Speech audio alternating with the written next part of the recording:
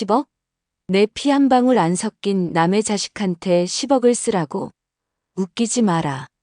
그딴 계집애 죽이든 살리든 너희 마음대로 해. 내 알 바 아니니까. 전화기 스피커를 통해 들려오는 민두식의 목소리는 서늘한 폐공장의 공기보다 더 차갑고 날카로웠습니다. 낡은 의자에 밧줄로 꽁꽁 묶인 채 입술이 터져 붉은 피를 흘리던 민세리는 자신의 귀를 의심했습니다. 멍하게 풀린 눈동자가 허공에서 갈 곳을 잃고 흔들렸습니다. 방금 들은 목소리는 분명 자신이 20년 넘게 아버지라 부르며 따랐던 민두식 회장의 목소리가 맞았습니다. 하지만 그 내용은 도저히 현실이라고 믿을 수 없는 잔혹한 것이었습니다. 민세리의 심장이 마치 누군가 맨손으로 쥐어짜는 듯한 고통과 함께 쿵 하고 내려앉았습니다. 그녀는 떨리는 입술을 가까스로 떼어내며 쉰 목소리를 쥐어짜냈습니다. 아버지, 그게 무슨 말씀이세요? 저 세리예요. 아버지, 저 좀 살려주세요. 잘못 들으신 거잖아요, 그렇죠? 하지만 민세리의 애원 섞인 절규는 차가운 신호음 속에 묻혀버렸습니다. 뚜마이너스, 뚜마이너스, 뚜마이너스. 끊어진 전화기 너머의 정막은 민세리의 가슴을 난도질하는 칼날과도 같았습니다. 눈앞이 하얗게 전멸했습니다. 평생을 아버지에게 인정받기 위해 그 차가운 눈빛 한 번이라도 따스하게 바뀌길 바라며 살아왔던 모든 순간들이 주마등처럼 스쳐 지나갔습니다.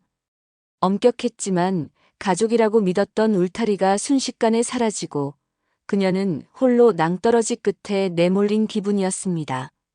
피 한 방울 안 섞였다니 그게 도대체 무슨 소리란 말입니까? 민세리의 눈가에 고여있던 눈물이 뺨을 타고 흘러내려 턱 끝에 맺혔습니다.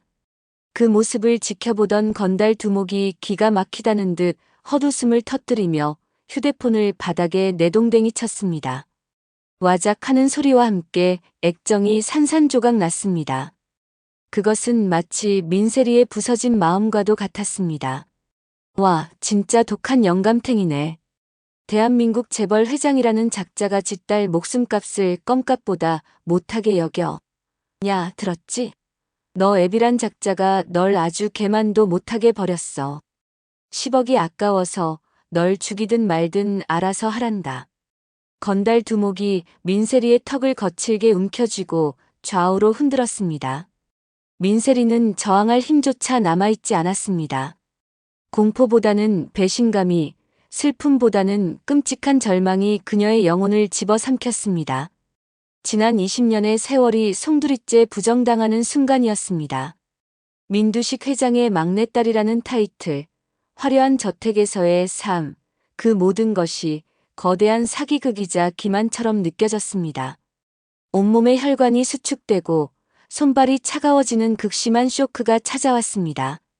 주변에 서 있던 부하 건달들은 분노를 참지 못하고 주변의 낡은 드럼통을 발로 걷어찼습니다. 쾅 하는 굉음이 공장에 울려 퍼졌습니다. 그들은 민두식에게서 거액을 뜯어내고 그 돈으로 해외로 도피할 계획이었습니다. 하지만 민두식의 예상치 못한 반응에 그들의 계획은 완전히 틀어져 버렸습니다. 형님, 이 기집애 이제 어떡합니까? 돈도 안 준다는데 데리고 있어봤자 집만 되지 않습니까? 그냥 깔끔하게 처리해 버릴까요? 어차피 민두식이 죽이든 살리든 맘대로 하라고 했잖습니까?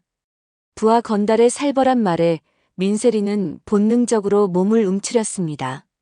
죽음의 공포가 눈앞에 아른거렸습니다. 하지만 살고 싶다는 의지보다 아버지에게 철저히 버림받았다는 충격이 그녀를 무력하게 만들었습니다. 차라리 죽는 게 나을지도 모른다는 체념이 스멀스멀 올라왔습니다. 건달 두목이 품에서 시퍼렇게 날이 선 잭나이프를 꺼내들며 살기 어린 눈빛을 번득였습니다. 민두식 그 늙은이가 우릴 아주 물로 봤어. 감히 내 뒤통수를 쳐. 돈을 안 주면 평생 후회할 선물을 보내줘야지. 딸의 싸늘한 시체라도 받으면 눈물 한 방울이라도 흘리려나? 아니면 장례식 비용도 아깝다고 하려나? 서늘한 칼날이 민세리의 목덜미를 향해 천천히 다가왔습니다. 칼끝에서 느껴지는 차가운 금속의 감촉에 민세리의 목덜미에 소름이 돋았습니다. 그녀는 질끈 눈을 감았습니다.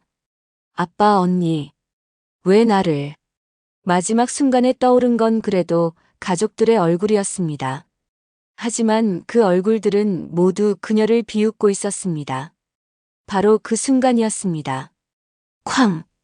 육중한 철제 창고 문이 엄청난 굉음과 함께 박살나듯 열리며 흙먼지가 폭풍처럼 밀려 들어왔습니다. 갑작스러운 굉음에 놀란 건달들이 화들짝 놀라 뒤로 물러섰습니다. 건달 두목은 쥐고 있던 칼을 떨어뜨릴 뻔했습니다. 쏟아지는 먼지 구름과 강렬한 역광 사이로 3명의 그림자가 나타났습니다. 또각, 구두굽 소리가 적막한 창고 안에 울려 퍼졌습니다. 먼지가 걷히며 드러난 인물은 다름 아닌 루시아였습니다. 그녀의 양옆에는 문태경과 스텔라 장이 비장한 표정으로 호위하듯 서 있었습니다. 루시아의 눈빛은 흡사 지옥불에서 돌아온 복수의 여신처럼 이글거리고 있었습니다. 그녀의 시선은 단 한순간도 흔들리지 않고 오직 밧줄에 묶여 떨고 있는 민세리에게 고정되어 있었습니다. 공포에 질려 창백해진 얼굴, 눈물과 콧물로 범벅이 된 뺨, 터진 입술을 보는 순간 루시아의 심장이 덜컥 내려앉으며 찢어지는 듯한 통증을 느꼈습니다. 자신의 핏줄이 자신이 그토록 찾아 헤매던 딸이 저기서 저렇게 고통받고 있었습니다. 루시아는 끓어오르는 분노를 억누르며 건달 두목을 향해 뚜벅뚜벅 걸어갔습니다. 누구야? 여기가 어디라고 함부로 들어와. 건달 두목이 칼을 다시 고쳐주며 악을 쓰듯 소리쳤지만 루시아는 눈 하나 깜짝하지 않았습니다. 그녀가 뿜어내는 기세는 칼을 든 건달들조차 압도할 만큼 강렬했습니다. 당장 그 아이에게서 손 떼. 더 이상 그 아이 몸에 손가락 하나라도 댄다면 너희들은 살아서 이곳을 나가지 못할 거야. 루시아의 목소리는 낮았지만 공간 전체를 짓누르는 위압감이 서려 있었습니다. 건달 두목은 루시아의 기세에 눌려 뒷걸음질 치면서도 허세를 부리며 비아냥거렸습니다. 뭐야, 이 아줌마는 구하러 올 거면 돈다발이라도 들고 오던가. 민두식도 버린 자식을 너가 뭔데 나서. 혹시 돈 가져왔어? 10억 가져왔냐고. 돈. 그런 종이 조각 따위는 필요 없어. 너희들이 진짜 원한 건 돈이 아니라 민두식의 파멸 아니었나? 너희들을 쓰고 버린 그 인간에게 복수하고 싶지 않아? 루시아의 말에 건달 두목의 눈썹이 꿈틀거렸습니다. 그때 루시아 옆에 서 있던 문태경이 앞으로 나서며 품에서 두툼한 서류 봉투를 꺼내 들었습니다. 문태경은 침착하지만 힘있는 목소리로 말했습니다. 이 안에는 너희들이 민두식에게 토사구팽당했다는 결정적인 증거, 그리고 민두식이 너희를 이번 납치극의 단독 범행으로 몰아 살인 교사 혐의까지 덮어씌우려 했던 통화 녹취록과 이메일 내역이 다 들어있다. 이걸 지금 경찰에 넘기면 너희는 최소 무기징역이야. 민두식은 돈으로 빠져나갈 테고 너희만 감옥에서 썩게 되겠지. 건달들이 웅성거리기 시작했습니다. 두목의 눈동자도 심하게 흔들렸습니다. 문태경은 쐐기를 박듯 말을 이었습니다. 하지만 우리와 손을 잡고 법정에서 민두식의 교사 사실을 증언한다면 정상 참작은 물론이고 민두식을 확실하게 감옥에 쳐넣을 수 있어. 너희가 선택해. 민두식 대신 감옥에 갈 것인지 아니면 민두식을 잡는 칼이 될 것인지. 건달 두목에게 문태경의 제안은 썩은 동아줄이 아닌 튼튼한 구명줄과도 같았습니다. 민두식에게 이미 버림받은 마당에 의리를 지킬 이유는 없었습니다. 하지만 두목은 여전히 의심을 거두지 못하고 민세리를 턱짓으로 가리키며 물었습니다. 그 말을 어떻게 믿어? 그리고 저 기집애는 민두식 딸이잖아. 살려보내면 우리 얼굴 다 봤는데 신고할 거 아니야? 전현이 입 다문다는 보장이 어디 있어? 그때 침묵을 지키던 루시아가 입을 열었습니다. 그녀의 목소리에는 깊은 슬픔과 함께 세상 그 무엇보다 단단한 확신이 담겨 있었습니다. 저 아이는 민두식의 딸이 아니야. 저 아이는 민두식과 아무런 상관이 없는 아이야. 창고 안에 있던 모든 사람의 시선이 루시아에게 쏠렸습니다. 밧줄에 묶인 민세리마저 고개를 들어 멍한 눈으로 루시아를 바라보았습니다. 아까 전화통화에서 민두식이 했던 피 한 방울 안 섞인 남의 자식이라는 말이 귓가에 맴돌았습니다. 루시아는 천천히 그리고 또렷하게 진실을 토해냈습니다. 20년 전 병원에서 아이가 바뀌었다. 저 아이는 내가 낳은 내 딸이야. 정막이 흘렀습니다. 너무나 충격적인 진실 앞에 누구도 쉽게 입을 떼지 못했습니다. 민세리는 입을 벌린 채 아무런 말도 하지 못했습니다. 머릿속이 하얗게 변하며 사고가 정지해버린 것 같았습니다. 내가 민두식의 딸이 아니라면 그럼 나는 누구인가? 혼란스러워하는 민세리에게 루시아가 다가갔습니다. 건달들이 엉거주춤 길을 터주었습니다.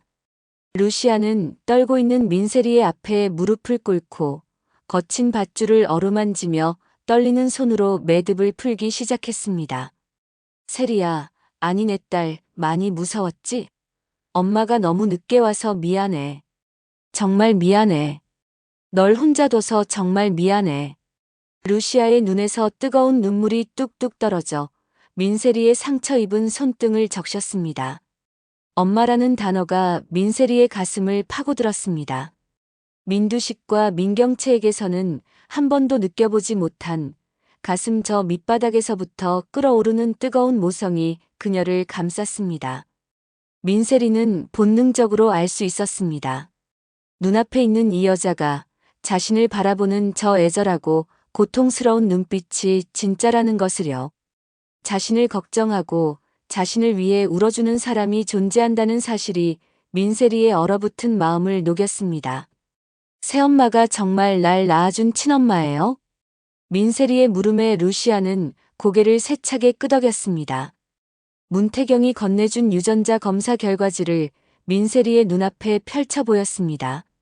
친자관계 성립 99.9%. 그 숫자를 보는 순간 민세리는 참았던 오열을 터뜨렸습니다.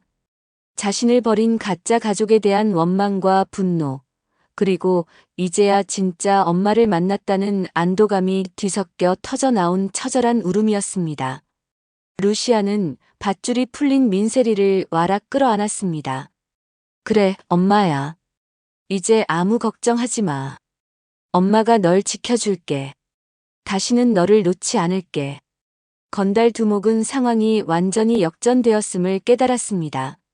민두식이 제 딸도 아닌 남의 자식을 20년이나 키우다 헌신짝처럼 버렸다는 사실, 그리고 진짜 친모가 나타나 목숨을 걸고 딸을 구하려 한다는 상황은 그들의 남은 일말의 망설임조차 없애버렸습니다. 그는 잭나이프를 접어 주머니에 넣으며 털썩 주저앉았습니다. 진짜 개막장 드라마가 따로 없네. 좋아, 협조하지. 민두식 그 인간이 우릴 시궁창에 처박으려 했는데 가만히 있을 순 없지. 우리도 살 길은 찾아야 하니까. 같은 시각, 민두식의 호화저택 서재. 최고급 샹들리에가 번쩍이는 그곳에서 민두식은 30년산 위스키를 크리스털 잔에 따르며 입가에 비릿한 미소를 띠고 있었습니다.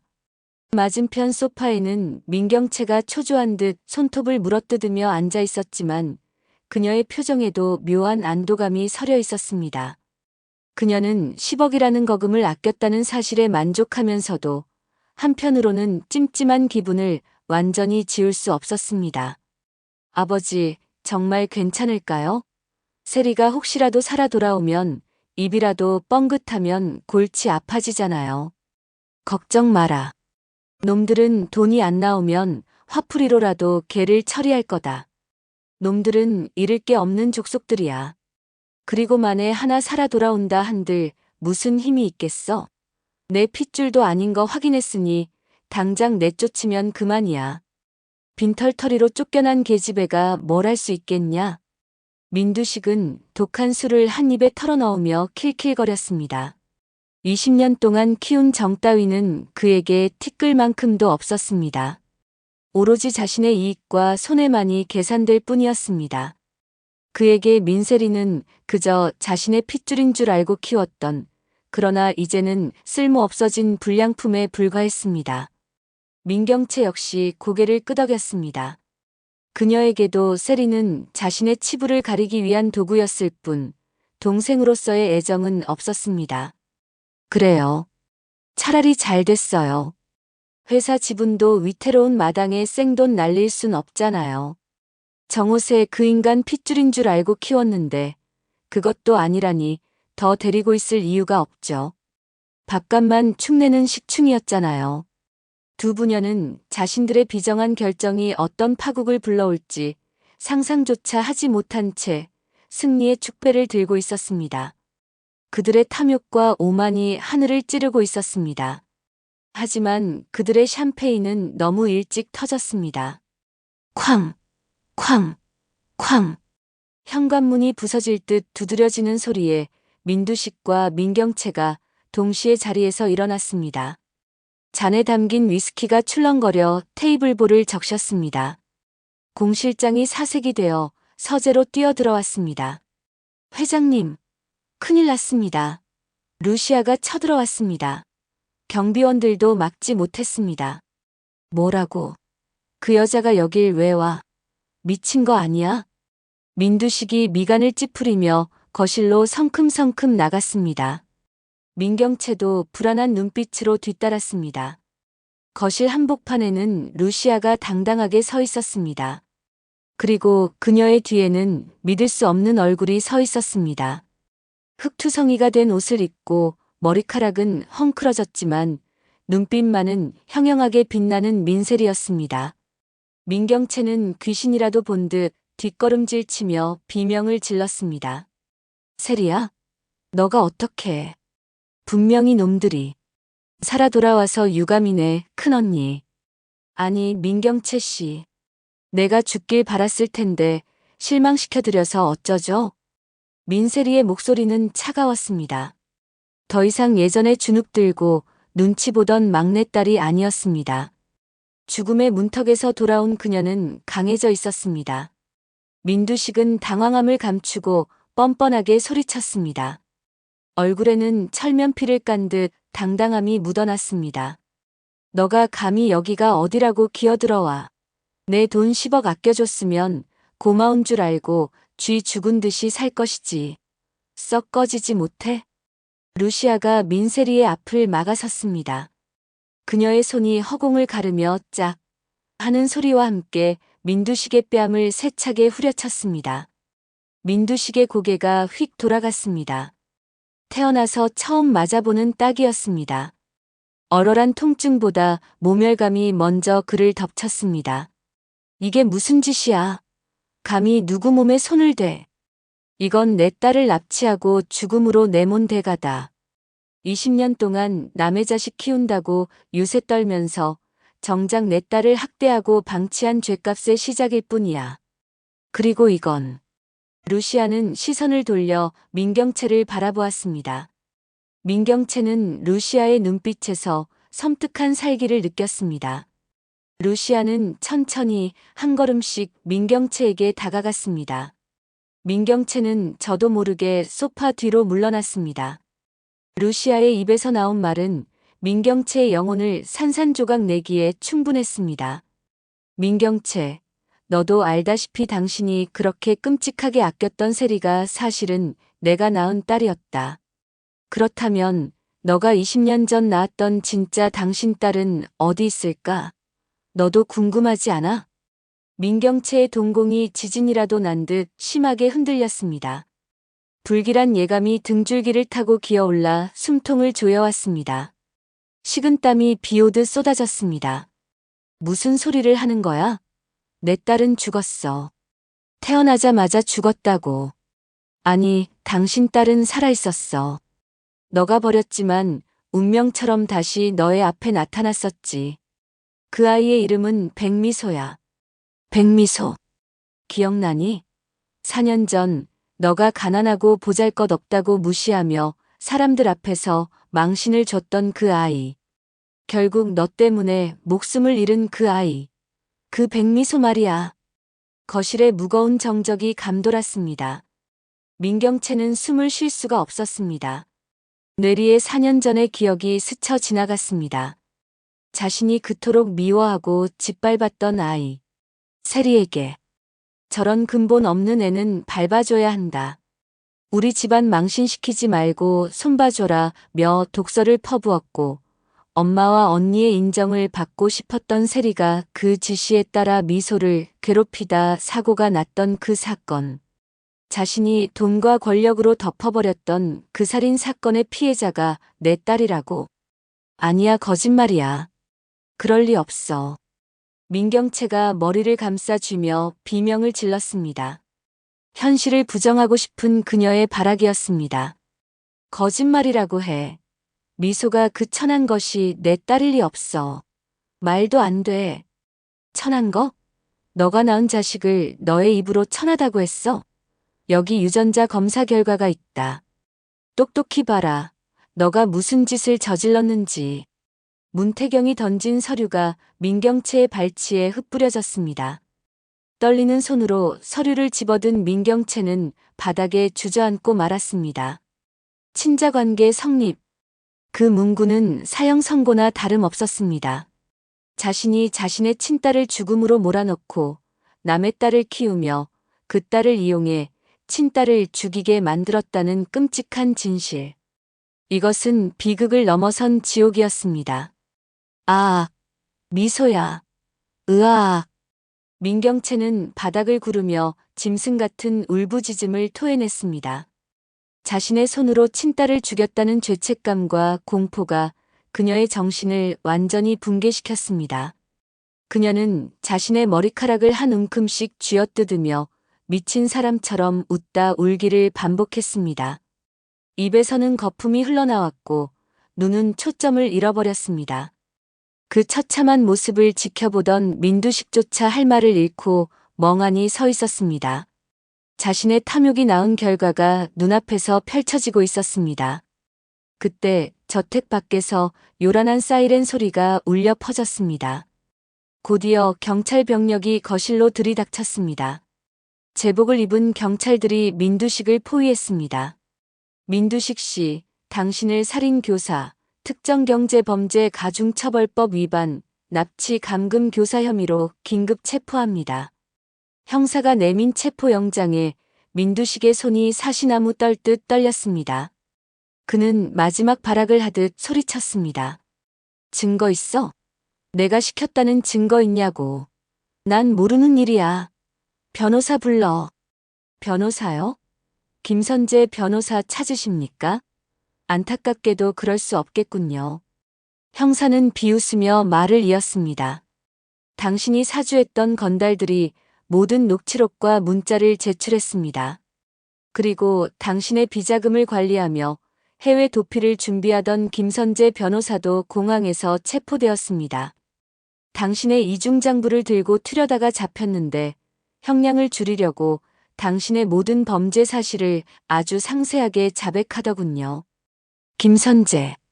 민두식이 유일하게 믿었던 신복, 그러나 자신의 비자금을 들고 배신하려 했던 그가 결국 제 발등을 찍고 민두식까지 지옥으로 끌고 들어간 것이었습니다. 민두식의 다리에 힘이 풀렸습니다. 털썩하고 무릎이 꿇렸습니다. 철컥. 차가운 수갑이 민두식의 양 손목을 조였습니다. 평생 권력과 돈으로 사람들을 짓밟아왔던 제왕의 초라하고 비참한 몰락이었습니다.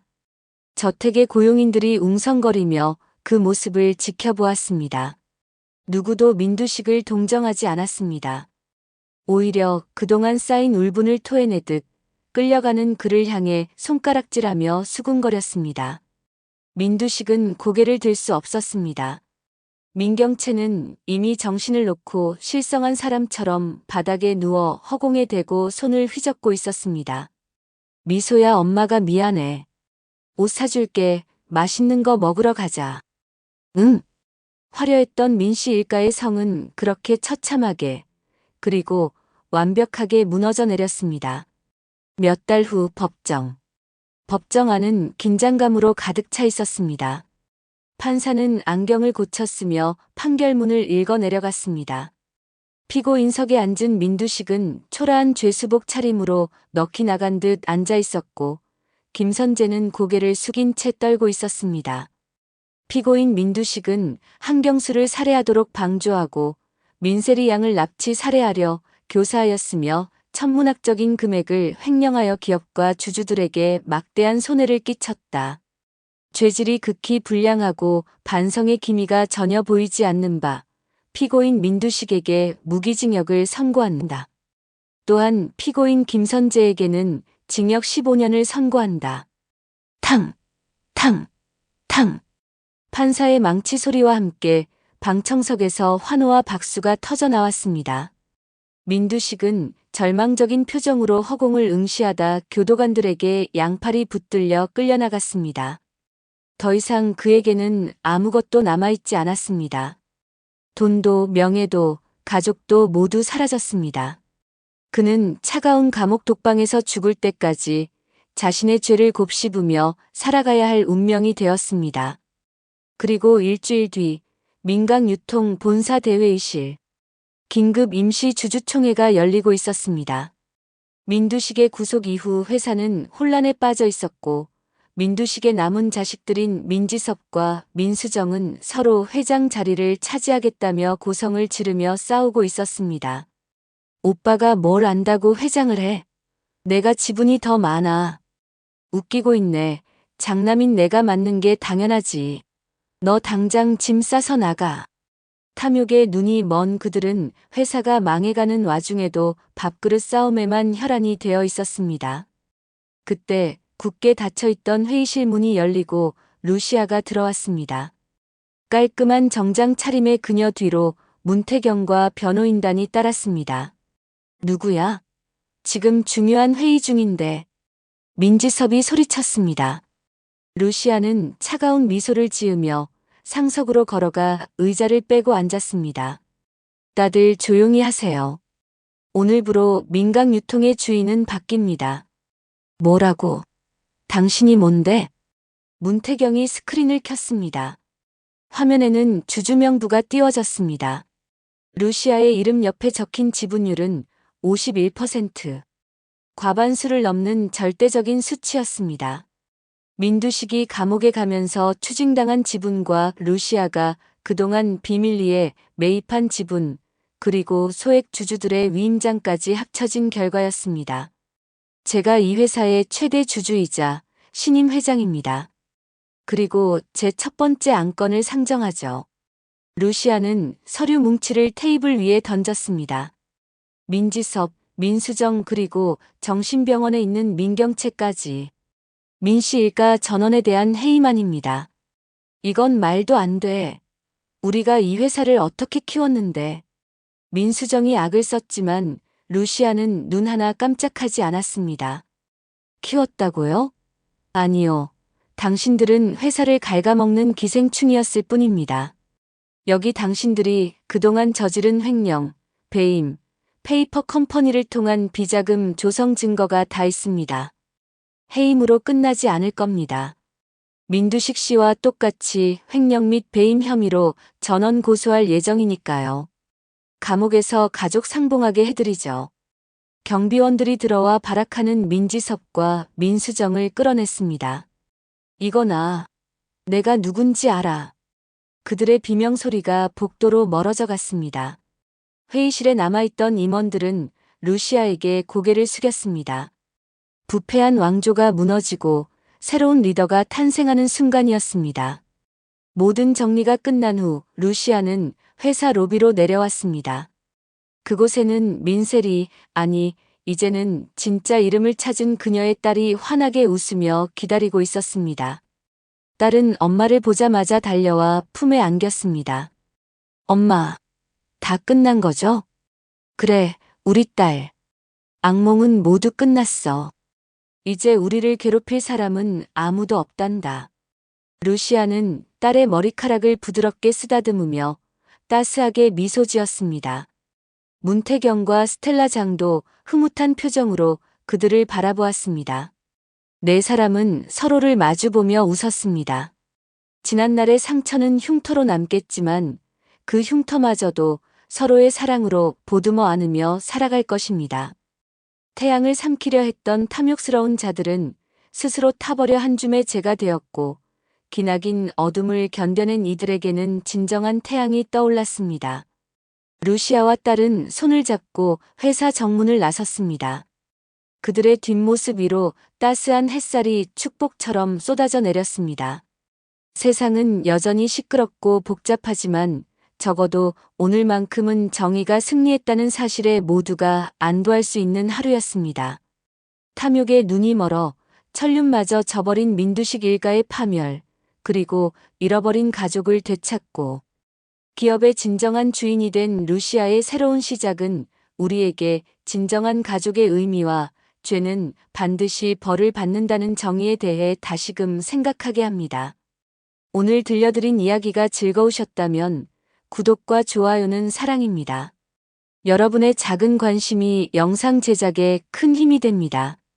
시청해주셔서 감사합니다.